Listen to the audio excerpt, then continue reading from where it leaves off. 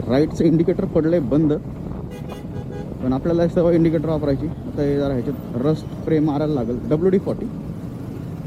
WD-40 माहीत नसेल कोणाला तर मी सांगतो तो काय, एकदम कमालचा स्प्रे आहे तो WD-40.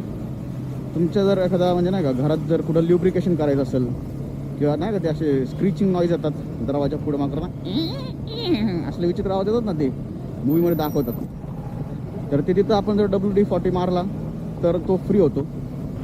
दुसरा यूज म्हणजे आपण चेन क्लीन करायला, जी बाईकची चेन आहे ती सुद्धा क्लीन करायला WD-40 वापरू शकतो. तिसरा यूज म्हणजे जे कारचे डोर आहेत त्याच्यावर जो ग्रीस असतो ना, तो जर काढायचा असेल ना WD-40 मारायचा, कापडाने पुसायचं. ओके, कारण डोरचा पण नॉईज येतो ना का, ते जरा ओपन करताना अरे बापरे कसले आवाज काढतो ना, तर असले काहीतरी आवाज येतात त्याच्या डोरचे, ते आपण नीट करू शकतो. आणि राहिलं आता माझे हे